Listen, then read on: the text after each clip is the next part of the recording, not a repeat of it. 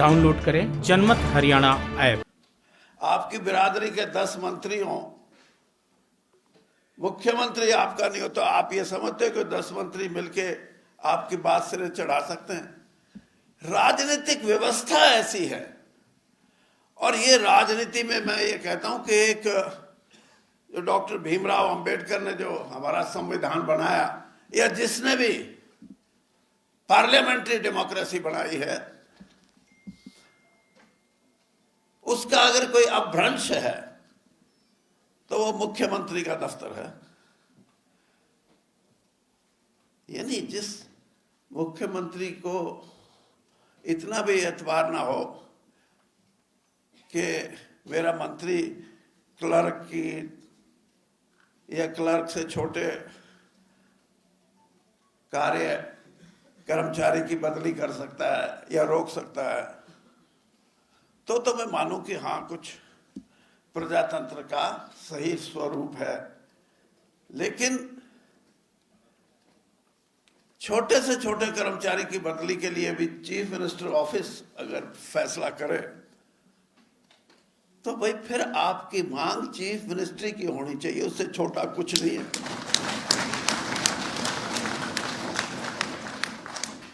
या प्रजातंत्र को बदलो, उसका हिसाब प्रजातंत्र में जो प्रणाली में अपभ्रंश आया है, जो कमियां आई हैं, उसके सुधार के लिए काम करो। मैं इसलिए ये बात कह रहा हूं कि मैंने बहुत नजदीक से देखा है सारा। ये मैडम मनोरमा भी हमारे साथ थी हरियाणा में। मैं जब मंत्री था, ये लेबर कमिश्नर थी, तो मैं ये बात आपको 2-3 बातों के लिए हमारे जैसे बोलते ना कि हरियाणा में उलाहना देने आया हूं कि एक तो ये भूल जाओ कि राजनीति में कुछ भाइयों ने एकता की बात भी कही कि हमारी एकता हो तो हम प्रधानमंत्री का पद भी ले सकते हैं। जो भाई ये कह रहे थे कि चौधरी चरण सिंह हमारी एकता की वजह से देश के प्रधानमंत्री बने, ऐसा नहीं था। उनके साथ समाज के वो अंग थे जिनमें उनका विरोध नहीं था, चाहे वो यादव थे, चाहे कुर्मी थे, चाहे मुस्लिम भाई थे। और हमारे जो भाई हैं उनका तो खींचने का रिवाज है, हटते नहीं पीछे। हाँ, इतनी बात जरूर है, जब एक सीमा तक पांव खींचना रहेगा और उस सीमा से आगे निकल जाए कोई, तो फिर तालियां बजाएंगे। मेरा चाचा लगता है, मेरा भाई है। उससे पहले कोशिश करेंगे। ये क्यों है? ये मतलब मैं कई बार इसकी तह में जाने की कोशिश करता हूं। हमारा समाज जो है उसमें एक सोच है, एक कंसेप्ट है कि हम अपने आप को सब बराबर मानते हैं। और जिस समाज में ये एक सोच हो तो आप पांव खींचना, कोई आप सोचो छोड़ देगा, मुश्किल है। लेकिन स्वाभिमान अगर है और वो स्वाभिमान आपको ये गवाही देता है कि मैं इसके पांव खींचूं, तो हमारा जो सोच है उसमें कहीं ना कहीं कोई ना कोई कमी है। अब आप माफ करना मेरे को, किसान आंदोलन हुआ, 13 महीने दिल्ली के चारों तरफ किसान बैठे। आपके यहाँ भी बादशाहपुर क्या जगह थी वो? शाहजहांपुर। हाँ, शाहजहांपुर में राजस्थान का जोर था। लेकिन ईमानदारी से अपने दिल पे हाथ रख के बताओ कि राजस्थान से किसानों का जो आंदोलन था, उसमें राजस्थान के जाटों ने कितना वहां जाके समर्थन दिया या नहीं दिया? क्यों मैं ये सवाल कर रहा हूं? क्योंकि मैं ये कहूं कि आपने उतना समर्थन नहीं दिया जितना देना चाहिए था, तो ये सच्चाई है। और ये तो शुक्र करो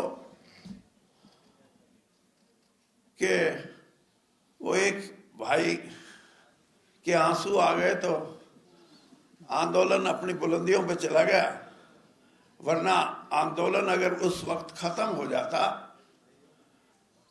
तो जाट कौम की एक जो लोगों के अंदर एक छाप है, जिसको हम बहादुरी कहते हैं, जिसको हम तपस्या कहते हैं, जिसको हम ये कहते हैं कि हम कॉल पे हैं, जो जिस बात पे खड़े हो गए पीछे नहीं हटते, उस बात पे बट्टा लग जाता।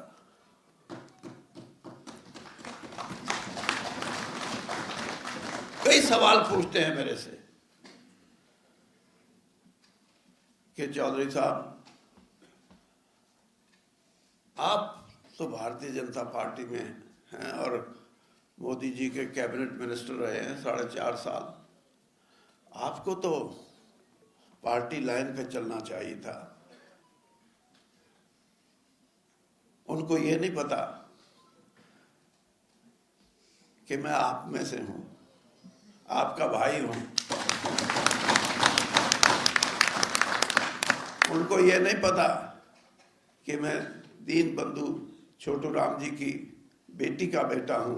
मेरी तपस्या भंग हो जाती अगर मैं सरकार की बात को सही मान के किसानों के साथ नहीं खड़ा होता। और मैं इसलिए ये कह रहा हूं कि इस आंदोलन की सफलता का सबसे बड़ा कारण ये था, वरना तो किसानों के कई आंदोलन हुए, आपके भी राजस्थान में भी होंगे, कोई पानी के लिए होगा, कोई बिजली की दरों के लिए होगा, कोई और किसी चीज के लिए, जिन्स की फसलों के लिए और उसके भाव के लिए भी हुआ होगा। कई आदमी कहते थे कि ये उठ जाएंगे, चले जाएंगे, क्योंकि इनके अंदर लीडरशिप नहीं है। इस दुनिया का पहला ऐसा केस है ये। आज तक दुनिया में बिना लीडर का कोई भी एजिटेशन कामयाब नहीं हुआ, सिर्फ अकेला ये एजिटेशन है जो बिना लीडर के कामयाब हुआ। और उसकी वजह क्या थी? ये मैं मानता हूं कि यूपी का किसान है, पश्चिम यूपी का, उसकी प्राथमिकता है गन्ना। ये डूंगरपुर आपका इलाका है, डूंगरपुर है ना? हाँ, यहाँ की प्राथमिकता हो सकती है वो नहीं वो मूंगफली हो सकती है। बीकानेर डूंगर। हाँ, वही कह रहा हूँ, बीकानेर वाला डूंगरगढ़। और कहीं ज्यादा पानी है तो वहां चावल की फसल की लड़ाई हो सकती है कि ये हमारे को नहीं मिला, वो नहीं मिला, कहीं गेहूं का है, कहीं चने का है। तो वो सब आंदोलन थोड़े समय चलते हैं, लेकिन उनको जन समर्थन नहीं मिलता, क्योंकि जिसको मूंगफली की है उससे 50 किलोमीटर पे जाके फसल का मिजाज बदल जाता है, वहां गेहूं की फसल होती है। तो इसलिए वो आंदोलन, जब जो बड़े बड़े सोच के नेता हमसे सवाल जवाब करते थे कि ये आंदोलन अब चलेगा नहीं, तो मैं उनको एक बात कहता था। मैंने कहा इस आंदोलन में बेशक एमएसपी की बात हो और हो, लेकिन आंदोलन इसलिए नहीं चल रहा है। इस देश के किसान को पहली बार ये आभास हुआ है कि ये तीनों कानून अगर लागू हो गए तो तुम्हारी जमीन जाएगी। ये है, इसके पीछे है कि वो उसने देख लिया जो बैठा था किसान कि मुझे इन नेताओं से कुछ नहीं लेना देना, मैं अपनी जमीन को बचाने के लिए यहां बैठा हूं। इसलिए 13 महीने संघर्ष करते रहे। मैं, आप सभी साथी जनप्रतिनिधि हैं, गांव गांव से आते हैं, ब्लॉक के चेयरमैन हैं, जिला परिषद के हैं। मैं ये कहे बगैर रह नहीं सकता कि हमारे अंदर एकता किसी भी स्तर पे ऐसी नहीं है जिसकी जरूरत है। गांव में जो सरपंच बनता है और जिसको हराता है, ईमानदारी की बात यह है कि 80% ऐसे केसेस होते हैं कि जिसको हराया उसके यहां तो एक ईंट भी नहीं लगानी। ये हमारी सोच का हिस्सा है, इसमें बुरा मानने की बात नहीं है। इसी तरीके से जिस पार्टी की व्यवस्था बनती है, कोई सरकार में आता है, वो भी यही दिखावे में सब कहेंगे, लेकिन जब सही उसका आकलन होता है तो कहीं नजर नहीं आती ये चीजें। तो आज हमारे समाज को इन सारी विसंगतियों से कहीं ना कहीं हम भी घिरे हुए हैं। ये मत मानो कि हम तो दूसरे करते हैं, ये काम हम नहीं करते। इनसे दूर हटने की आपको सोचना पड़ेगा कि किस तरीके से हम इन चीजों से दूर हटें। और दूर हटने के 2-3 कारण हैं। उन कारणों को आप खत्म कर दोगे तो विसंगतियां दूर हो जाएंगी। मैं आपको एक एग्जांपल देता हूं। यहाँ विदेश से भी हमारे कुछ लोग आए। अमेरिका के अंदर हर साल गुजरातियों का मेला लगता है, ऐसे ही कॉन्फ्रेंस।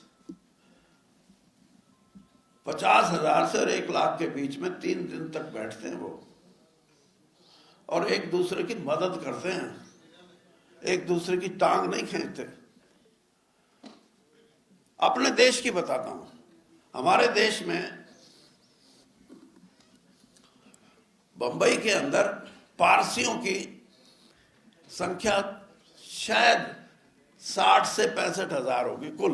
2 करोड़ का शहर है बॉम्बे।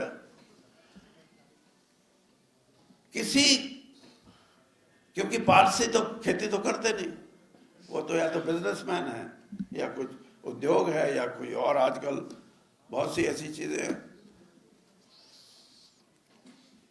किसी को पता लग जाए कि हमारी बिरादरी का कोई आदमी दिवालियापन डिक्लेयर कर दिया, आप हैरान हो गए ये बात सुन के कि जितने का नुकसान हुआ था उससे दुगना पैसा वो 60-65,000 लोगों की बिरादरी उसको देती है।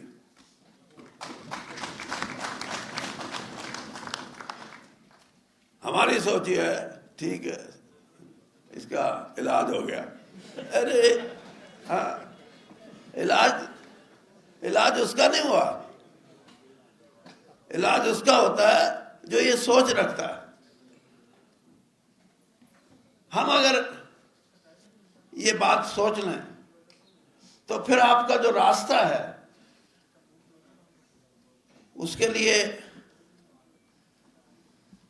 मैं 2 बार यहां राजनीति की बात नहीं करना चाहता, लेकिन क्योंकि मेरे भाई बैठे हैं या सामने मेरे बच्चे बैठे हैं, मैं ये निर्देश लेके आया था मेरे हाई कमांड से कि मैं राजस्थान में अगर आप मुझे भेज रहे हो तो चीफ मिनिस्टर अगर बनाओ तो मैं जाता हूं, वरना नहीं जाता।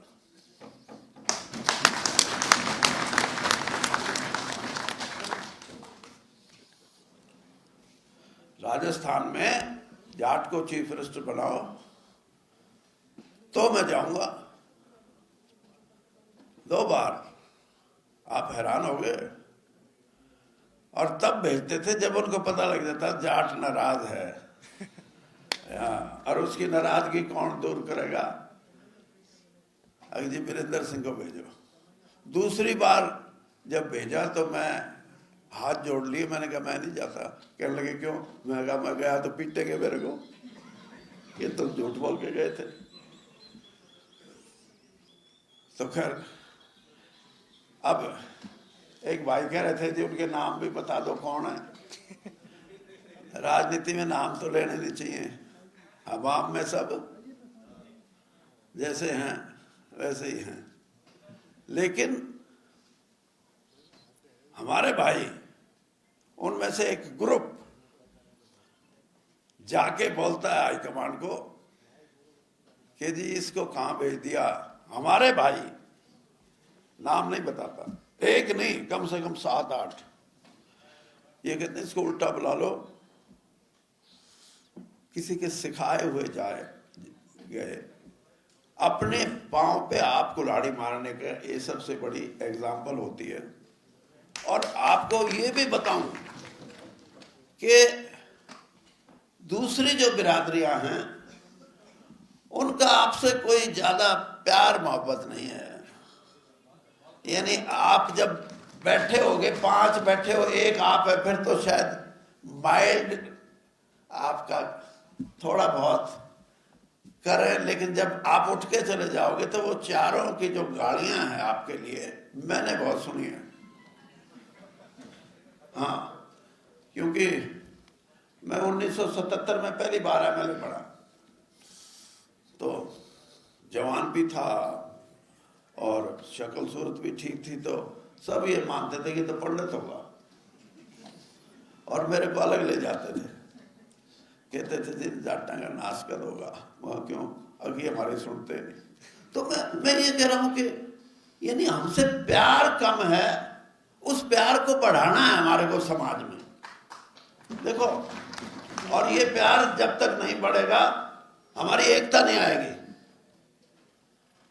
हम अंजना समाज है, सिरवी समाज है, बिश्नोई हमारे भाई हैं, जट सिख हैं, जाट मुसलमान हमारे भाई हैं, ये इसके राजस्थान के बॉर्डर पे गुजरात में चौधरी हमारे भाई हैं, वो सब कहते हैं हम जाट हैं, अरे हमारे वाले कहते ना ना तुम कैसे हो, तुम हाँ, ये इसी चीज से आपको नुकसान होगा, मैं आज बता रहा हूं आपको। और भाई मैंने आपको वहां उस सम्मेलन में भी ये कहा था कि अब की बार बड़े से बड़ा जत्था, चाहे वो पाकिस्तान में हमारे भाई हो और चाहे राजस्थान में हमारे बिश्नोई भाई हो, सिरवी भाई हो, उनको सबको निमंत्रण दो और आप उनकी सेवा करो। देखो समाज फैलेगा, बड़ा बनेगा, और ऐसा बड़े बनेगा फिर ये जो यूपी का भाई जो गाने वाला है, इसका सपना साकार हो सकता है।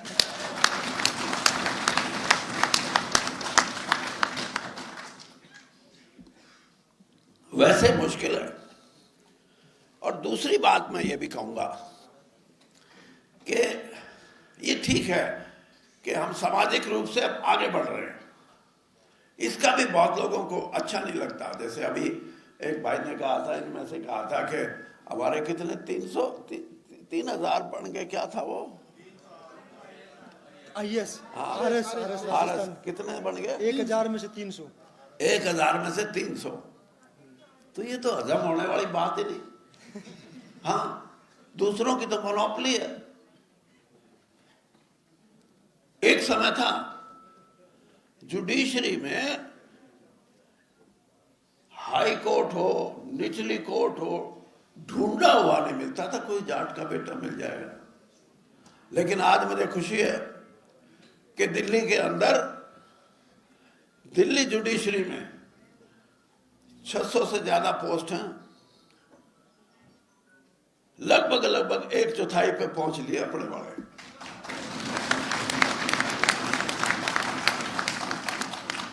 और एक तो हमारी खासियत है, जिस चीज के पीछे पड़ते हैं उसको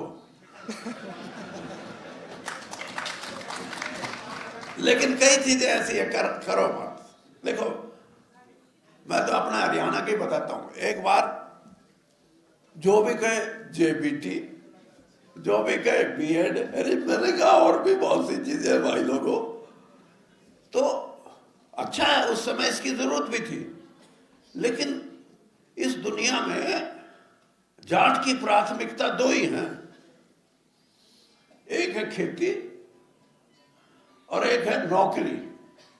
और नौकरी भी सरकारी नौकरी, और सरकारी नौकरी में भी कम काम और तनख्वाह पूरी।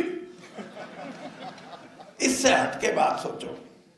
मैं ये राम सिंह जी बैठे, ये ही may be one of the exceptions, लेकिन इनको मॉडल के रूप में अगर आप देखो, भाई इस दुनिया में पैसा तो ना सरकारी नौकरी में है और ना खेती में है, पैसा तो और कहीं है, और वहां आपका हाथ नहीं जमता।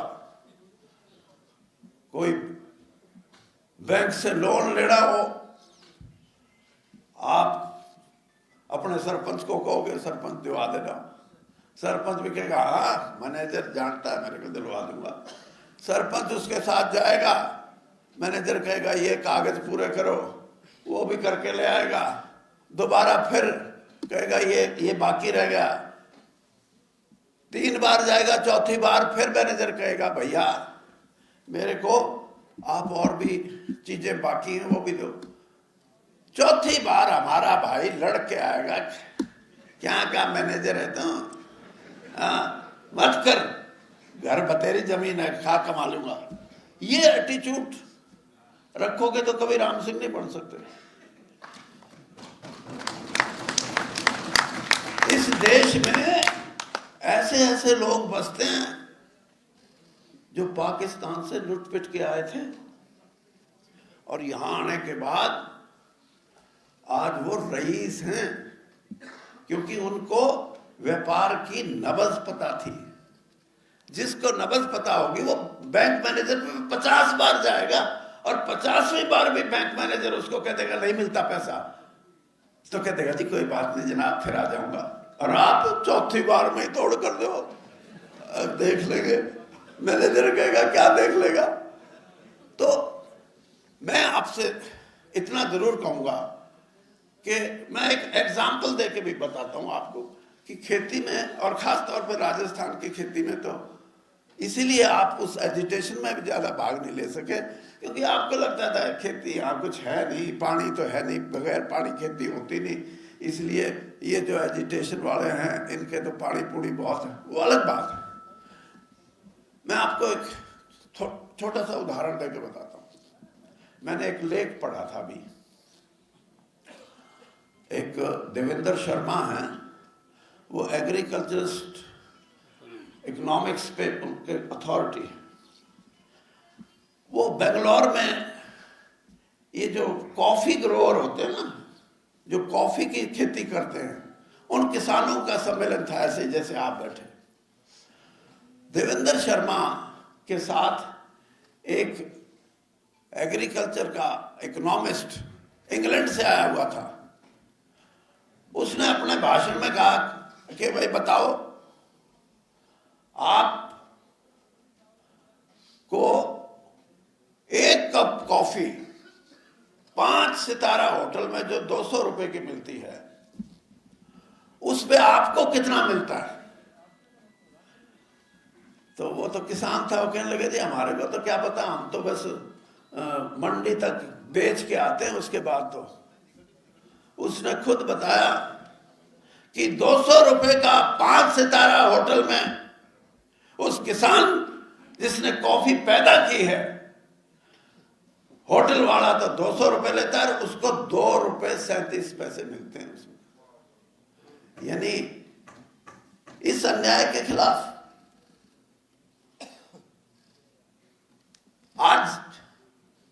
आज देश की इकोनॉमी में सबसे बड़ा प्रश्न यह है कि मेरे किसान को, जो आज भी 62% आबादी है जिस किसान की, उसको इस देश की धन दौलत में, माया में, संपत्ति में, हीरे जवाहरात में, सोना में, चांदी में उसका हिस्सा क्या है? जिस देश के अंदर 1% आबादी इस देश की धन दौलत का 57% हिस्सा रखती हो, आपका कहां है? आप तो हैं ही नहीं कहीं। 1% के पास ही है। और यही लड़ाई एक समय में दीनबंधु छोटू राम जी ने लड़ी थी, जब किसानों की जमीनें आहिस्ता आहिस्ता, मैं उस जमाने की बात कर रहा हूं जब देश आजाद भी नहीं हुआ था, जो आज का पाकिस्तान है और जो आज पाकिस्तान का पंजाब, आज भारत का पंजाब, आज हरियाणा, आज हिमाचल प्रदेश ये एक प्रदेश होता था उस समय। और आपने गाना सुना होगा, 1906 में गाना बना था सरदार भगत सिंह के जन्म से पहले कि पगड़ी संभाल जट्टा पगड़ी संभाल, लुट गया माल तेरा फसल पकी तान ले गए जालिम तेरी नेब कमाई। इस तरह से शोषण होता था उस किसान का। 100 रुपया भी किसी साहूकार से उधार ले लेता था, वापस करने की उसकी क्षमता नहीं होती थी। और आहिस्ता आहिस्ता जमीनें उसकी पहले गिरवी रखी जाती थी, फिर वो खरीदी जाती थी। 16 लाख हेक्टेयर जमीन उस किसान के बेटे ने, जिसके पास खुद 42 बीघे जमीन थी, यानी 42 बीघे छोटू राम जी के बाप के पास थी। 3 भाई थे, तो 15 भी नहीं आए, कितने आए? 14 बीघे। उसने अपनी बुद्धि से और किसानों के समर्थन से कानून बनाए और वो जमीनें जो गिरवी रखी जा चुकी थी उनको सबको, उन किसानों को वापस किया। इसीलिए उनको याद करते हैं लोग। देश आजाद हुआ। चौधरी चरण सिंह एक वाहिद इंसान थे जो अपने भाषण में किसान की बात करते थे।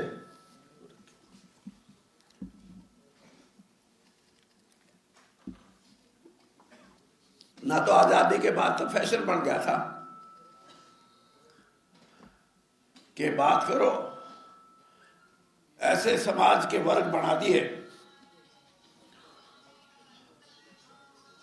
उनको लुभाने के लिए कोई दलित की बात करे, कोई पिछड़े की बात करे, कोई माइनॉरिटी की बात करे, और किसानों की फौज बना दी।